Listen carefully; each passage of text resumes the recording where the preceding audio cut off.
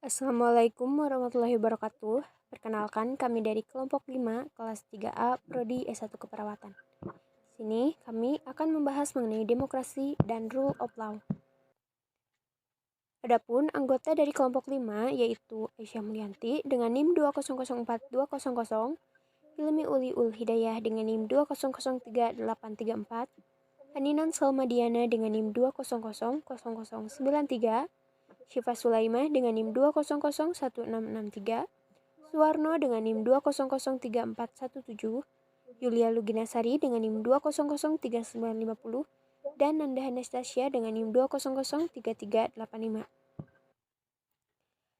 Materi yang akan kita bahas yaitu demokrasi dan rule of law.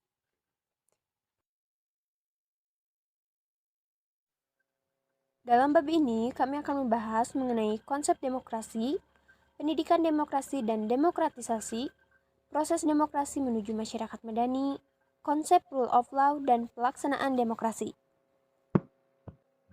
Yang pertama adalah mengenai demokrasi. Pengertian demokrasi secara etimologis berasal dari bahasa Yunani, yaitu dari kata demos yang berarti rakyat dan kratos yang berarti pemerintahan atau kratein yang berarti memerintah. Demokrasi dapat diterjemahkan sebagai rakyat berkuasa. Dengan kata lain, demokrasi adalah pemerintahan yang dijalankan oleh rakyat, baik secara langsung ataupun tidak langsung, atau melalui perwakilan. Menurut Abraham Lincoln, demokrasi adalah suatu pemerintahan dari rakyat, oleh rakyat, dan untuk rakyat. Jadi, demokrasi berarti kekuasaan dari rakyat. Demokrasi adalah sebuah bentuk pemerintahan rakyat yang berkuasa dan sekaligus diperintah. Pemerintahan dalam negara demokrasi pada dasarnya adalah pilihan rakyat yang berdaulat dan diberi tugas untuk menyelenggarakan pemerintahan negara serta mempertanggungjawabkan pada rakyat. Demokrasi adalah bentuk pemerintahan yang berasal dari rakyat, dilaksanakan oleh rakyat, dan dipergunakan untuk kepentingan rakyat.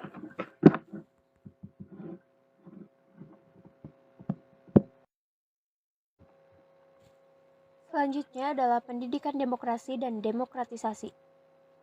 Pendidikan demokrasi diartikan sebagai upaya sistematis yang dilakukan negara dan masyarakat untuk memfasilitasi individu warga negaranya agar memahami, menghayati, mengamalkan, dan mengembangkan konsep, prinsip, dan nilai demokrasi sesuai dengan status dan perannya dalam masyarakat.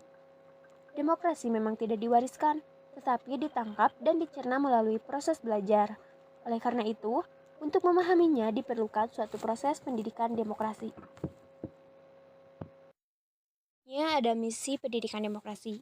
Misi pendidikan demokrasi yang pertama adalah memfasilitasi warga negara untuk mendapatkan berbagai akses dan menggunakan secara cerdas berbagai sumber informasi, baik tercetak, terekam, tersiar, elektronik, kehidupan, dan lingkungan, tentang demokrasi dalam teori dan praktek untuk berbagai konteks kehidupan sehingga ia memiliki wawasan yang luas dan memadai.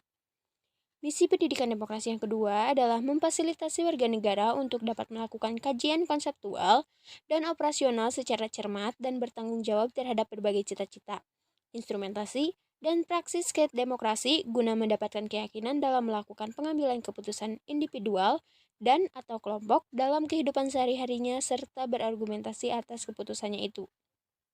Misi yang ketiga adalah memfasilitasi warga negara untuk memperoleh dan memanfaatkan kesempatan berpartisipasi secara gratis dan bertanggung jawab dalam praksis kehidupan demokrasi di lingkungannya, seperti mengeluarkan pendapat, berkumpul dan berserikat, memilih, serta memonitor dan mempengaruhi kebijakan publik.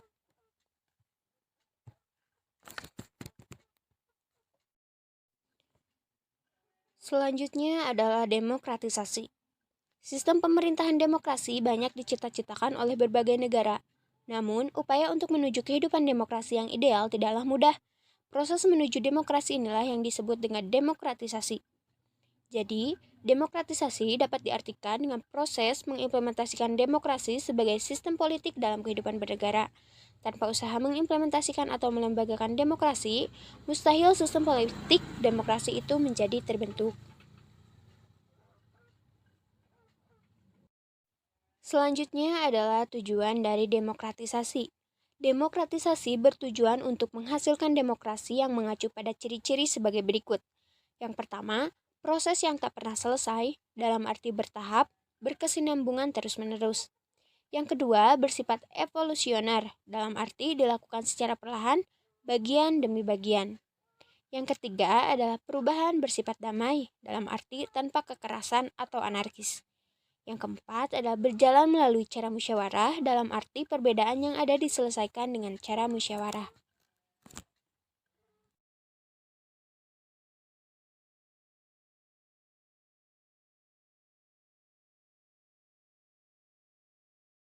Jamroni pada tahun 2001 menyatakan, demokrasi akan tumbuh kokoh bila di kalangan masyarakat tumbuh kultur dan nilai-nilai demokrasi sebagai berikut. Yang pertama, toleransi. Yang kedua, bebas mengemukakan dan menghormati perbedaan pendapat.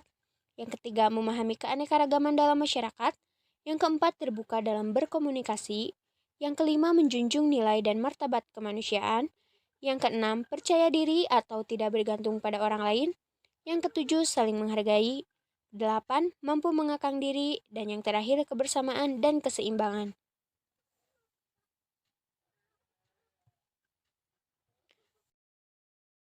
Selanjutnya adalah proses demokrasi menuju masyarakat madani. Di era reformasi sekarang ini, kita mendapatkan suatu masyarakat yang damai, aman, dan sejahtera. Untuk mencapai masyarakat seperti itu, tiap WNI harus berpartisipasi aktif dalam pembangunan. Oleh karena itu, setiap WNI dituntut untuk memiliki kemampuan, kreativitas, dan keterbukaan.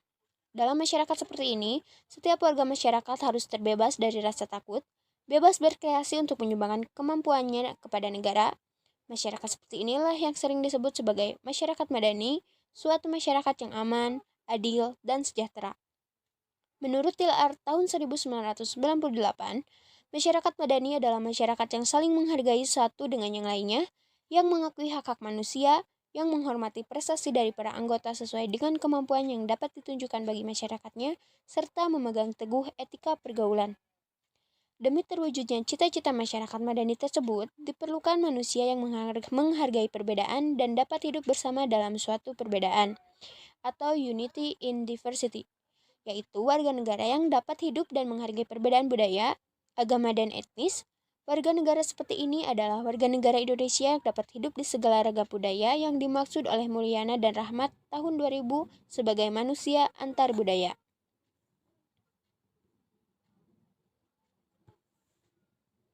Ada pelaksanaan demokrasi di Indonesia.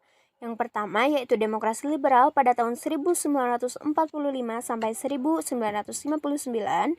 Yang kedua ada demokrasi terpimpin yaitu pada tahun 1959 atau 1965 atau disebut juga dengan masa Orde Lama.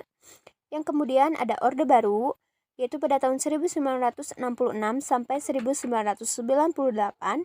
Dan yang terakhir era reformasi yaitu pada tahun 1998 sampai sekarang. Selanjutnya kita akan bahas satu persatu pelaksanaan demokrasi di Indonesia. Yang pertama ada demokrasi liberal.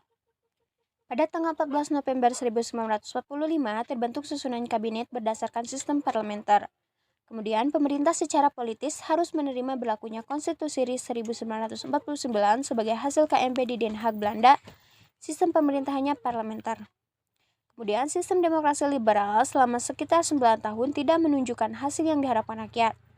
Selanjutnya, kabinet mengalami 7 kali pergantian. Semua aspek kehidupan mengalami instabilitas. Dan yang terakhir, konstituante atau badan pembentuk UUD juga tidak berhasil membentuk sebuah UUD baru. Selanjutnya ada demokrasi terpimpin yang dimulai dari tahun 1959 dan berakhir di tahun 1965 atau masa Orde Lama yang disingkat Orla.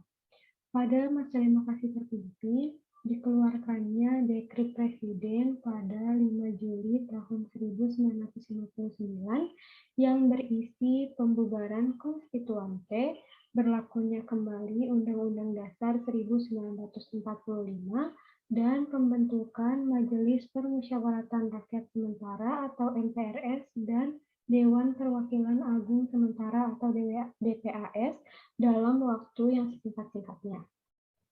Kekuasaan didominasi oleh Presiden, peranan partai politik yang terbatas, dan TNI atau Polri sebagai unsur sosial politik. Pada masa demokrasi terpimpin ini juga banyak terjadi penyelewengan terhadap Pancasila dan Undang-Undang Dasar 1945, yaitu pembentukan Nasakom atau Nasionalis Agama Komunis, terbitnya TAP MPRS nomor 3 garis miring MPRS garis miring 1963 tentang pengangkatan Soekarno sebagai presiden seumur hidup, pembubaran DPR hasil pemilu oleh Presiden, dan pengangkatan Ketua DPR GR atau MPRS menjadi Menteri Negara oleh Presiden.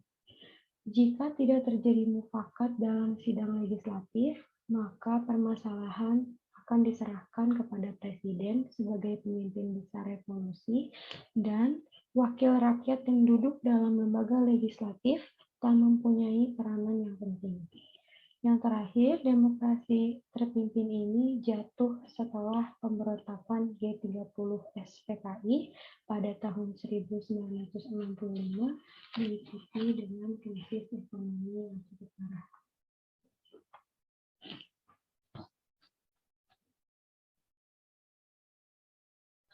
Selanjutnya, Orde Baru, yaitu dari tahun 1966 sampai 1998. Sejak tahun 1996, Soeharto sebagai pengemban Super Semar atau Surat Perintah 11 Maret memegang kendali kekuasaan dan menyebut pemerintahannya sebagai Orde Baru dengan tekad melaksanakan Pancasila dan Undang-Undang Dasar 1945 secara murni dan konsekuen. Pada awalnya dilakukan penataan kembali kehidupan politik, ekonomi, sosial budaya, dan HAM. Di bidang politik, telah terjadi penyederhanaan partai-partai politik yang terdiri dari Partai PPP, Golkar, dan PDI dengan Pancasila sebagai satu-satunya asas. Krisis ekonomi juga melanda Indonesia pada pertengahan 1997, serta penyalahgunaan wewenang berlangsung meluas dan sistematis, hingga kepercayaan rakyat pada pemerintah ini memudar. Soeharto akhirnya mundur sebagai Presiden Republik Indonesia pada tanggal 21 Mei 1998 setelah memperoleh desakan luar biasa dari segenap rakyat. B.J. Habibie yang menjabat menjadi wakil presiden saat itu ditunjuk sebagai presiden hingga sidang umum MPR pada tahun 1999. Era reformasi yaitu dari tahun 1998 sampai sekarang. Reformasi terlahir sebagai antiklimaks pemerintahan Soeharto yang berkuasa selama sekitar 20 tahun, namun belakangan diketahui banyak melakukan pelanggaran HAM dan juga maraknya KKN atau korupsi, kolusi, dan nepotisme. Kepemimpinan Habibie tak mendapat dukungan sosial politik dari sebagian besar rakyat, sehingga di pemilu berikutnya Kiai Haji Abdurrahman Wahid terpilih menjadi Presiden Republik Indonesia. Akibat beberapa kebijakan yang kurang sejalan dengan proses demokratisasi sehingga tersingkir, lalu digantikan oleh wakilnya yaitu Megawati Soekarno Putri. Pemilu secara langsung oleh rakyat diselenggarakan pada tahun 2004 dan berhasil menobatkan pasangan Susilo Bambang Yudhoyono sebagai presiden dan Yusuf Kala sebagai wakil presiden. Demokrasi Pancasila. Di masa Orde Baru dan era reformasi telah diberlakukan demokrasi Pancasila. Pengertian demokrasi Pancasila secara umum yaitu demokrasi yang berintikan sila keempat Pancasila dan diintegrasikan dengan sila-sila lain dalam Pancasila. Sedangkan menurut Darji Darmodiharjo dalam Budianto tahun 2004, demokrasi Pancasila adalah paham demokrasi yang bersumber kepada kepribadian dan falsafah hidup bangsa Indonesia yang perwujudannya seperti dalam ketentuan-ketentuan pembukaan Undang-Undang Dasar 1945. Ciri-ciri demokrasi Pancasila. Menurut Riyadi tahun 2003, beliau mengemukakan bahwa demokrasi Pancasila memiliki ciri-ciri sebagai berikut. Yang pertama, yaitu pelaksanaan demokrasi harus berdasarkan atas Pancasila. Yang kedua, bertolak dari pemahaman kekeluargaan. Yang ketiga, ada jaminan keselarasan antara kepentingan perorangan dan masyarakat. Yang keempat, menghargai HAM serta menjamin hak-hak minoritas. Yang kelima, pelaksanaan kehidupan ketatanegaraan berdasarkan atas kelembagaan. Yang keenam, bersendi atas hukum. Dan yang terakhir, menjamin untuk menyampaikan pendapat dan berbeda pendapat. Ciri khas demokrasi Pancasila di Indonesia menurut Sanusi tahun 1998, beliau mengidentifikasikan menjadi 10 pilar demokrasi konstitusional Indonesia, yaitu sebagai berikut. Yang pertama, demokrasi berdasarkan ketuhanan yang Maha Esa. Yang kedua, demokrasi berdasarkan hak asasi manusia. Yang ketiga, demokrasi berdasarkan kedaulatan rakyat. Yang keempat, demokrasi berdasarkan kecerdasan rakyat. Yang kelima, demokrasi berdasarkan pemisahan kekuasaan negara. Yang keenam, demokrasi berdasarkan otonomi daerah. Yang ketujuh, demokrasi berdasarkan supremasi hukum. Yang kedelapan, demokrasi berdasarkan peradilan yang bebas. Yang kesembilan, demokrasi berdasarkan kesejahteraan rakyat. Dan yang terakhir, demokrasi berdasarkan keadilan sosial. Pemilu wujud budaya demokrasi di Indonesia. Pemilu sebagai wujud budaya demokrasi di Indonesia pertama kali dilaksanakan pada tahun 1955. Pemilu di masa Orde Baru diselenggarakan setiap tahun sekali. Dan pada tahun 2004 merupakan pertama kalinya diselenggarakan pemilu untuk memilih calon legislatif serta presiden dan wakilnya secara langsung. Menurut Undang-Undang Nomor 12 Tahun 2003, bahwa pemilu adalah merupakan sarana pelaksanaan kedaulatan rakyat dalam Negara Kesatuan Republik Indonesia yang berdasarkan Pancasila dan Undang-Undang Dasar 1945 dan berasaskan langsung, umum, bebas, rahasia, jujur, dan adil, atau jika disingkat menjadi liber juri. Landasan pemilu di Indonesia adalah sebagai berikut. Yang pertama, landasan ideal, yaitu Pancasila. Yang kedua, landasan konstitusional, yaitu UUD 1945. Yang ketiga, landasan operasional, yang terbagi menjadi nomor 3 poin, yaitu yang pertama, ketetapan MPR nomor 3 /MPR 1998. Yang kedua, Undang-Undang nomor 31 tahun 2002 tentang partai politik. Yang ketiga, Undang-Undang nomor 12 tahun 2003 tentang pemilu.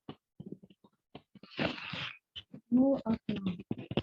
Rule of Law merupakan doktrin dalam hukum yang muncul pada abad ke-19 bersamaan dengan kelahiran negara konstitusi dan demokrasi. Kehadiran juga boleh disebut sebagai reaksi dan koreksi terhadap negara absolut yang telah berkembang sebelumnya. Rule of Law juga mengambil alih dominasi ancient regime yang terdiri dari golongan-golongan gereja, ningrat, prajurit, dan kerajaan. Maka lahirlah negara konstitusi yang melahirkan doktrin Rule of Law, yang merupakan doktrin dengan semangat dan idealisme keadilan yang tinggi, seperti supremasi hukum dan kesamaan setiap orang di depan hukum. Batasan yuridis yang dikenal dengan istilah Rechtsstaat atau Rule of Law. Karena dalam Sudiarto tahun 1999 ada 4 unsur Rechtsstaat, yaitu yang pertama, hak-hak asasi manusia. Yang kedua, pemisahan atau pembagian kekuasaan untuk menjamin hak-hak itu. Yang ketiga, pemerintahan berdasarkan peraturan-peraturan. Yang keempat, peradilan administrasi dalam perselisihan. Sudiarto pada tahun 1989 mengidentifikasi mendiskusikan sejumlah syarat dasar untuk terselenggaranya pemerintah yang demokratis di bawah rule of law, yaitu sebagai berikut. Yang pertama, itu perlindungan konstitusional. Yang kedua, badan kehakiman yang bebas dan tidak mengikat. Yang ketiga, pemilihan umum yang bebas. Yang keempat, kebebasan untuk menyatakan pendapat. Yang kelima, kebebasan untuk berserikat atau berorganisasi dan beroposisi. Dan yang terakhir itu pendidikan kewarganegaraan. Prinsip rule of law secara formal juga termuat dalam pasal-pasal Undang-Undang Dasar 1945, yaitu sebagai berikut. Yang pertama, negara Indonesia adalah negara hukum. Terdapat dalam pasal 1 ayat 3. Yang kedua, kekuasaan kehakiman merupakan kekuasaan yang merdeka untuk menyelenggarakan peradilan guna menegakkan hukum dan keadilan. Yang terdapat dalam pasal 24 ayat 1. Yang ketiga, segala warga negara bersamaan kedudukannya di dalam hukum dan pemerintahan dan wajib menjunjung hukum dan pemerintahan itu dengan tidak ada kecualinya. Terdapat dalam pasal 27 ayat 1. Yang keempat, dalam bab 10A tentang hak asasi manusia memuat 10 pasal, antara lain setiap orang berhak atas pengakuan, jaminan, perlindungan, kepastian hukum yang adil, serta perlakuan yang sama di hadapan hukum, yang terdapat dalam pasal 28B ayat 1. Yang terakhir, setiap orang berhak untuk bekerja serta dapat mendapat imbalan dan perlakuan yang adil dan layak dalam hubungan kerja, yang terdapat dalam pasal 28B ayat 3. Yang dapat kelompok kami sampaikan. Mohon maaf bila ada kesalahan. Wassalamualaikum warahmatullahi wabarakatuh.